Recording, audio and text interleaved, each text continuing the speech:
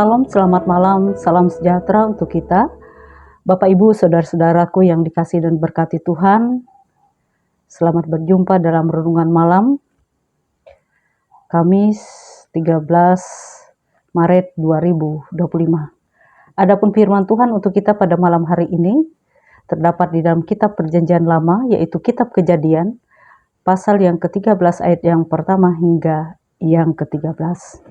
Sebelum kita masuk dalam perenungan firman Tuhan, saya akan membacakan satu ayat dari nas kita, yaitu yang terdapat di dalam ayat yang ke-10 yang berbunyi demikian.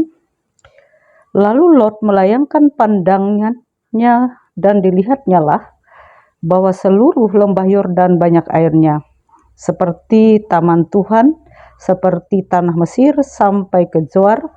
Hal ini terjadi sebelum Tuhan memusnahkan Sodom dan Gomora. Nah, Bapak Ibu, saudara-saudaraku yang dikasihi Tuhan Yesus Kristus, beberapa waktu yang lewat kami dan saudara memilih atau membeli buah di pasar.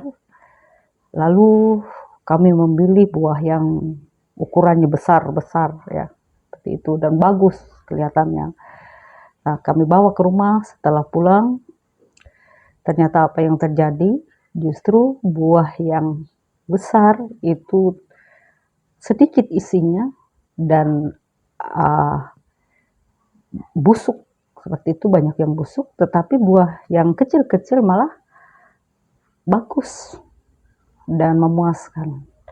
Nah, Bapak Ibu yang dikasihi Tuhan, kadangkala kita juga ketika memilih sesuatu, kita hanya melihat dari luarnya saja. Tanpa kita berpikir, kita hanya berpikir, oh ini luar biasa, ini bagus. Ternyata ketika kita buka, kita lihat lebih dalam lagi, itu justru tidak seperti yang kita lihat. Nah, Bapak Ibu yang kekasih, ini yang terjadi dengan Lot. Lot memang masih muda. Dan mungkin dari segi pengalamannya bersama Tuhan, dia masih sangat-sangat belum berpengalaman di dalam imannya. Sehingga waktu itu Lot, ketika Abraham mempersilahkan ia memilih tanah, karena memang harus diambil satu keputusan atau kesepakatan bagi mereka, karena keluarga mereka sudah menjadi keluarga yang besar. Awalnya Lot mengikuti Abraham, pamannya, tetapi dalam perjalanannya mereka memiliki harta benda, ternak yang banyak, hamba-hamba yang banyak, dan itu sangat mudah sekali memicu perselisihan, pertikaian di antara mereka.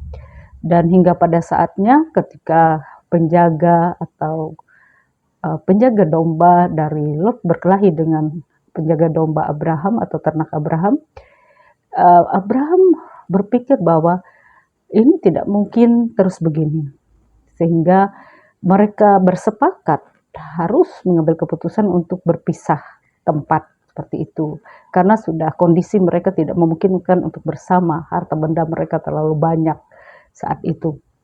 Nah, dan dalam keputusan itu, Abraham selaku yang berpengalaman dan tentunya dia sudah lebih tua dari Lot, mempersilahkan Lot untuk memilih di mana tempat yang akan dia pilih.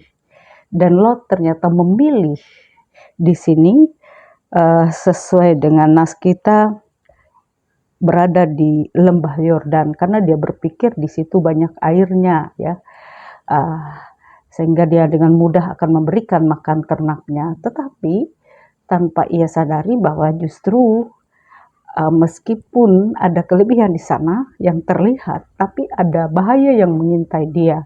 Karena dalam pilihannya bahwa justru itu daerah itu dekat dengan Sodom dan Gomora, di mana dikatakan dalam nas kita orang yang tinggal di dalam adalah orang yang jahat-jahat. Seperti itu.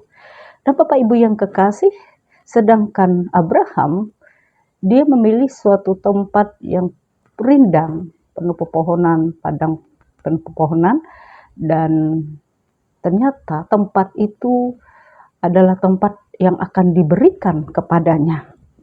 dan bahkan kepada keturunannya seluruhnya nanti. Bahkan di sana merupakan tanah janji, yaitu penuh dengan susu dan madu.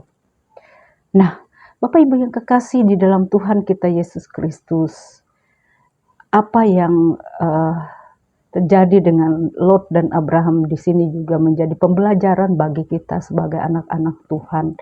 Yang pertama adalah harta materi yang kita miliki bisa mengakibatkan perpecahan, bisa mengakibatkan pertikaian di antara kita, bahkan saudara atau satu keluarga. Tidak jarang itu telah terjadi dan boleh kita lihat dan menjadi pengalaman kita semua. Itu yang pertama. Yang kedua adalah apa yang kita kejar dalam dunia ini adalah hendaklah kita mengejar harta yang bernilai kekal. Saya tidak mengatakan bahwa harta duniawi itu tidak penting. Itu penting bagi kita selama kita tinggal di dunia ini. Untuk pemenuhan hidup kita, menunjang kehidupan kita, itu penting.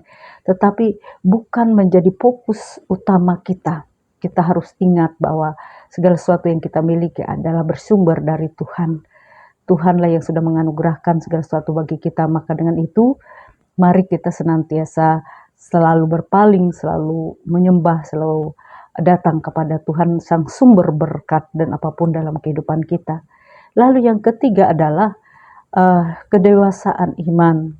Hikmat Tuhan itu penting bagi kita di dalam kita memilih atau di dalam kita menjalani kehidupan ini. Banyak kali kita hanya mengandalkan akal budi kita yang dangkal, yang terbatas ini ketika kita memilih jalan hidup kita tanpa melibatkan Tuhan, tanpa melibatkan pengalaman iman kita bersama Tuhan. Karena itu penting bagi kita untuk selalu membina relasi dengan Tuhan, selalu bergaul intim dengan Tuhan. Agar apa? Agar kita memiliki pengalaman dengan Tuhan dan kita mengerti apa yang Tuhan mau, apa yang Tuhan kehendaki dalam hidup kita.